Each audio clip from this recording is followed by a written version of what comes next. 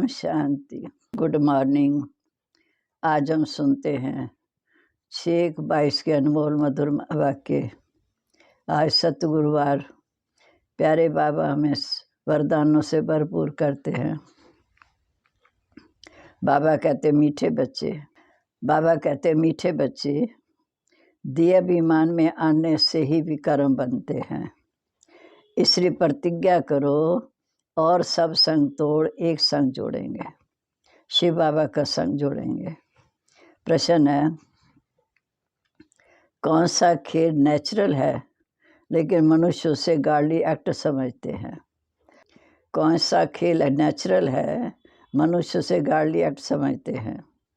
उत्तर है, ड्रामा में ये जो नेचुरल कैलेमिटीज आते हैं, विनाश के समय एक ही समुद्र की लहर में सब खंड टापू खत्म हो जाते हैं, जिसकी रिहर्सल अभी भी होती रहती है। पर ये सब नेचुरल होता है, इसे मनुष्य गार्डली एक्ट समझते हैं।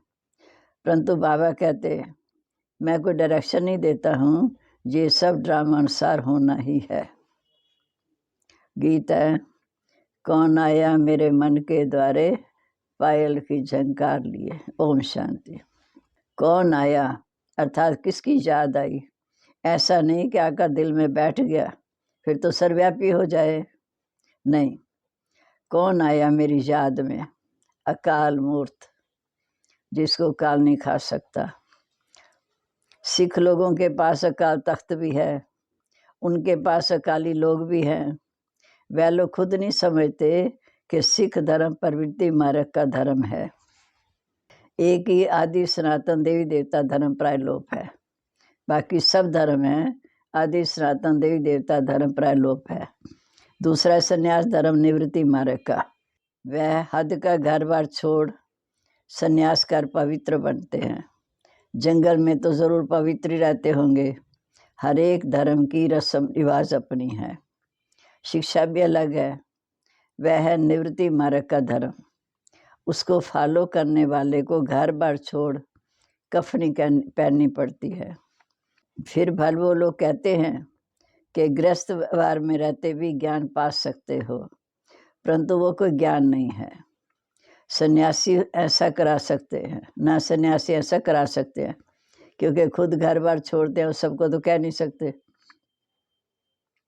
वास्तव में गुरु वह जो सबकी सदगति दे करे, ये तो एक ही है। गुरु नानक जी ने भी शिक्षा दी, वो है परमात्मा की महिमा। एक ओंकार, गुरु नानक जी ने कहा एक ओंकार, परमात्मा एक है, निराकार है, अकाल मूर्त है। तुमका उस अकाल मूर्त परमपिता परमात्मा को ही याद करना है। महिमा करते हैं अकाल मूर्त अयोनि शंभु अथवा रचिता है। निर्भय निर्वैर अकाल मूर्त सतगुरु प्रसाद जब साहिबादी, ये सब महिमा है एक शिव बाबा की।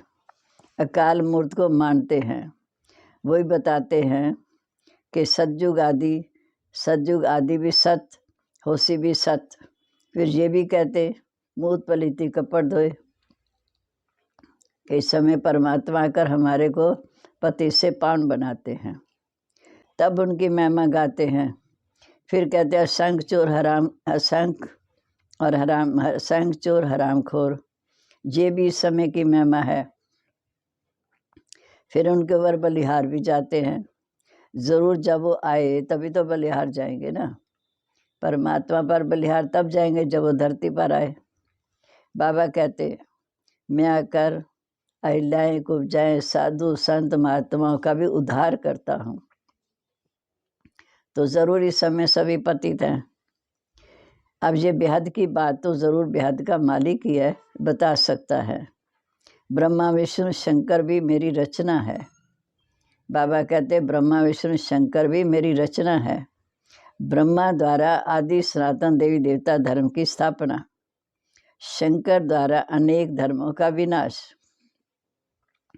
दूसरे जो आते हैं सिर्फ अपने धर्म की स्थापना करते हैं। ऐसे नहीं कि वह गुरु सदगति दाता है। सदगति किसके करेंगे? उनकी वंशावली की तो पूरी वृद्धि हुई नहीं।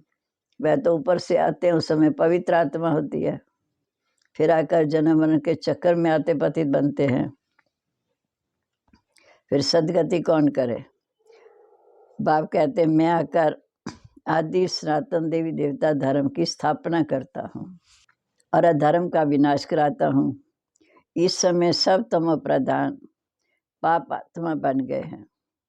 मनुष्य तो इस बेहद ड्रामा का पाठधारी है। हर एक मनुष्य इस बेहद ड्रामा का पाठधारी है।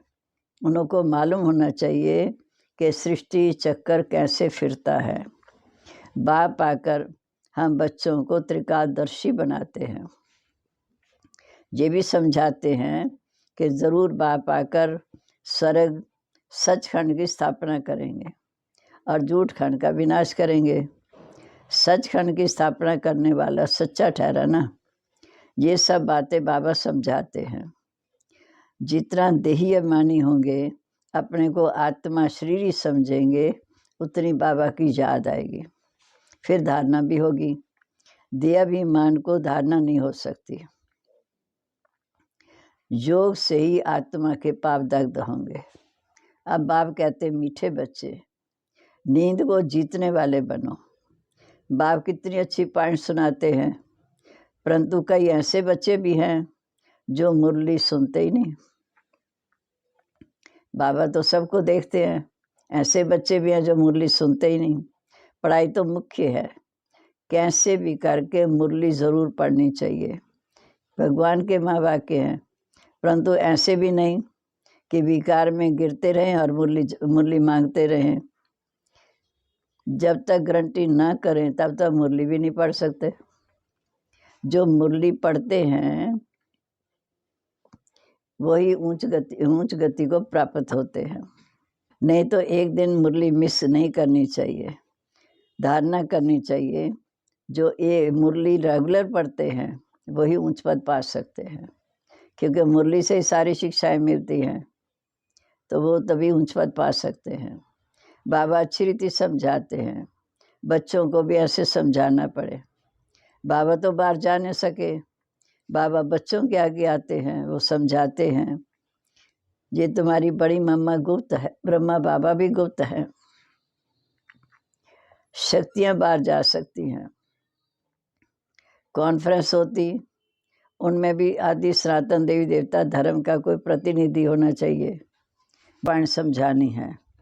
और जो भी धर्म पिता आते हैं वह सिर्फ धर्म स्थापन करते हैं, ना कि अधर्मों का विनाश। क्योंकि धर्म पिता ऊपर से आए तो उस धर्म की आत्माएं भी ऊपर से आई। वह तो सत्व प्रधान है, फिर धीरे धीरे सत्व रजोतमा बनती है। और जो भी धर्म पिता आते हैं वह सिर्फ धर्म स्थापन करते हैं, ना कि धर्म का विनाश। सत्य धर्म की स्थापना, अनेक धर्मों का विनाश संगम पर ही बाप करवाते हैं। जब उतरती कला हो जाती तब आप आते हैं। चढ़ती कला सारे कला में एक ही बार होती है, संगम समय पर। सिख धर्म में अकाली होते, जिनके ऊपर काल चक्र दिखाते हैं, वास्तव में ये है सुदर्शन चक्र। ये भी पवित्रता की निशानी है। कंगन भी बांधते हैं, दोनों पवित्रता की निशानी है, परंतु वो लोग इसका अर्थ नहीं समझाते। जनेऊ पहनते हैं, ये भी पवित्रता की निशानी है। आजकल तो सब कुछ उड़ा दिया, पवित्रता खत्म कर दी। ब्राह्मण कुल है उत्तम, उससे उनको फिर ऊपर चोटी दिखाते हैं, क्योंकि इस समय ब्राह्मण को सबसे ऊंचा है। देवी देवता भी बाद में प्रारब्ध है, तो इसलिए ब्राह्मण को चोटी दिखाते हैं। परंतु पावन तो कोई बनता नहीं।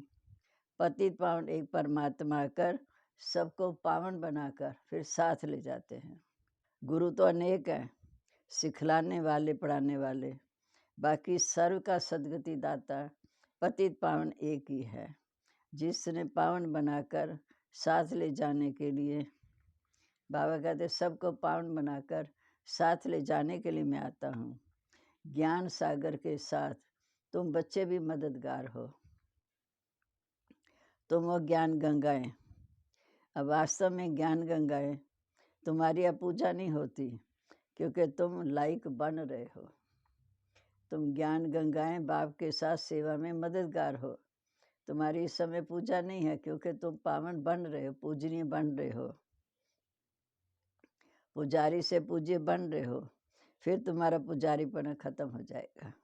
इस समय कदम कदम शिव बाबा की श्रीमत पर चलना है।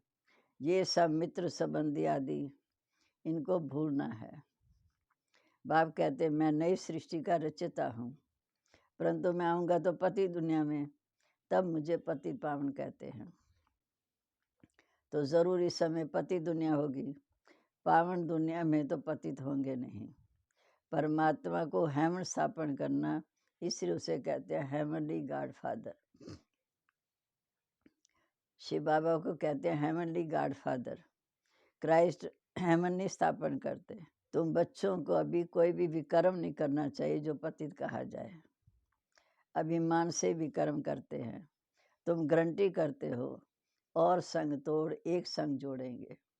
अब वो प्रतिज्ञा पूरी करो, नहीं तो दंड मिलेगा।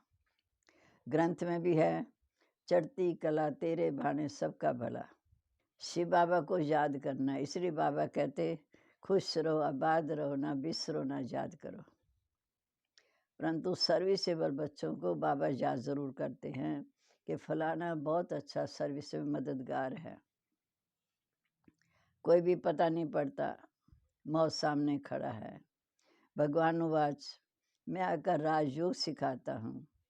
नॉलेज से गॉडेज ऑफ वेल्थ मिलती है। जितना हम ज्ञान को धारण करते हैं उतना वेल्दी बनते हैं, धनवान बनते हैं। ये सारी दुनिया ही बन रही है नंबर वार, सारी राजधानी बन रही है नंबर वार। तुम जानते हो नंबर 1 हम सब पढ़ रहे हैं। बाबा कहते मैं इस समय राजधानी स्थापन कर रहा हूँ, अनेक धर्मों का विनाश कराता हूँ। परम सतगुरु एक है, वह है ऊंचे से ऊंचा भगवान। वह तो ज्ञान का सागर पतित पावन है। यही भारत गोल्डन एज था। भक्त भी समय भगवान को याद करते हैं, तो कितनी अच्छी अच्छी बातें बाप सुनाते, उन्हें धारण करनी चाहिए, फिर जो करेगा सो पाएगा। ज्ञान गंगाएं तुम हो, तुम नदियों के किनारे हो। सागर तो कहाँ जा नहीं सकता, परंतु वह तो जड़ सागर ये है चेतन। शिव बाबा तो कहीं जाते नहीं, दूसरा तो जड़ सागर है। उसमें एक तूफान की लहर उठी तो बहुत नुकसान हो जाएगा। समुद्र में तूफान की एक लहर उठी तो नुकसान हो जाएगा। विनाश के समय जोर से तूफान आएंगे, सब खंड टापू आदि खलास हो जाएंगे, देरी नहीं लगेगी। नेचुरल कैलेमिटीज को गार्डली एक्ट कहते हैं। तब कहा कि शंकर द्वारा विनाश, तो गार्डली एक्ट हुई ना। परंतु बाप कहते मैं कोई ऐसा डायरेक्शन नहीं देता हूँ विनाश का। ये सब ड्रामा में नूंद है। तूफान, नेचुरल कैलेमिटीज आदि सब अपना अपना काम करेंगे। कलब ये है, कैलेमिटीज आनी ही है और सब खत्म होने हैं। बाकी एक भारत रह जाएगा, उसके लिए तैयारी हो रही है। तुम वो शिव शक्तियाँ कहाँ भी जाकर समझा सकते हो कि तुम सब कहते हो शांति स्थापन हो। तुम जानते हो कि शांति स्थापन, शांति होगी कहाँ? शांति कहाँ होती, सुख कहाँ होता? ये सब समझने की बातें हैं। अब यह दुख धाम, यही भारत सतयुग में सुख धाम था। आदि सनातन देवी देवता धर्म था। सतयुग है सुख धाम, कलयुग है दुख धाम। दुख धाम का विनाश जरूर होना ही है। अंत होगा फिर आदि भी होनी है। मध्य में अनेक धर्म। सतयुग में एक धर्म था, ये ड्रामा का चक्र है। मुख्य हैं 4 धर्म। एक धर्म की टांग इस समय गुम है। आदि सनातन देवी देवता धर्म नहीं है, बाकी सब धर्म हैं। तो जो नहीं है देवता धर्म, तो उसकी इस समय परमात्मा आकर स्थापना कराते हैं। वास्तव में तुम भी प्रजापिता ब्रह्मा की संतान हो, शिव बाबा की भी संतान हो। शिव बाबा की संतान के नाते से आत्मा रूप में भाई भाई, ब्रह्मा की संतान होने से भाई बहन कहलाते। तुम जानते हो हम उनके बने हैं। परमपिता परमात्मा पहले ब्राह्मण धर्म रचते हैं, ब्राह्मण धर्म में चोटी, बाकी सब धर्म बाद में आते हैं। आखिर तुम्हारी प्रत्यक्षता होनी जरूर है। आखिर तुम्हारी प्रत्यक्षता होनी जरूर है नए धर्म की स्थापना के लिए। अच्छा जी, मीठे मीठे सिक्के लदे बच्चों प्रेत माता पिता बाप दादा का याद प्यार, गुड मॉर्निंग। रूहानी बाप की रूहानी बच्चों को नमस्ते। रूहानी बच्चों की रूहानी बाप दादा को नमस्ते। नमस्ते बाबा, गुड मॉर्निंग। शुक्रिया बाबा, शुक्रिया। कितना हमें लाइक बना रहे हैं। धारणा के लिए मुख्य सार, पहली पॉइंट, ज्ञान की धारणा के लिए जितना हो सके देही अभिमानी रहना है। अशरीरी बनने का अभ्यास रात को जाग कर करना है। कैसे भी करके मुरली रोज सुननी व पढ़नी है। एक दिन भी मुरली मिस नहीं करनी और संग तोड़ एक संग जोड़ने की प्रतिज्ञा करनी है, क्योंकि मुरली ही हमारे जीवन की खुराक है। अब आज का वरदान, बिंदु रूम में स्थित रहे, बिंदु रूम में स्थित रहे, उड़ती कला में उड़ने वाले डबल लाइट भव। सदा समृद्धि में रखो, हम बाप के नैनों के सितारे हैं। नैनों का सितारा अर्थात बिंदु ही समा सकता है। आंखों में देखने की विशेषता सारी बिंदु की ही है। तो बिंदु रूम में रहना ये उड़ती कला में उड़ने का साधन है। बिंदु बन हर कार्य करो तो लाइट रहेंगे। कोई भी बोझ उठाने की आदत ना हो। मेरे के बजाय तेरा कहो तो डबल लाइट बन जाएंगे। सब कुछ तेरा। सोमती व विश्व सेवा के कार्य का भी बोझ अनुभव नहीं होगा। स्लोगन, विश्व परिवर्तन वह है, विश्व परिवर्तक वो है जो नेगेटिव को पॉजिटिव में परिवर्तन कर दे। विश्व परिवर्तक वो है जो नेगेटिव को पॉजिटिव में परिवर्तन कर दे। लवलीन स्थिति का अनुभव करो। देह की समृद्धि से ऐसे खोए हुए रहो जो देह भान का, दिन रात का, भूख और प्यास का, सुख के आराम के साधनों का किसी भी बात के आधार पर जीवन निर्भर ना हो। तब कहेंगे लव में लवलीन स्थिति, प्यार में खोए रहना। जैसे क्षमा ज्योति स्वरूप है, लाइट माइट स्वरूप है, ऐसे क्षमा के समान स्वयं भी लाइट माइट स्वरूप बन जाओ। ओम शांति। अभी हम प्यारे बाबा को याद करेंगे।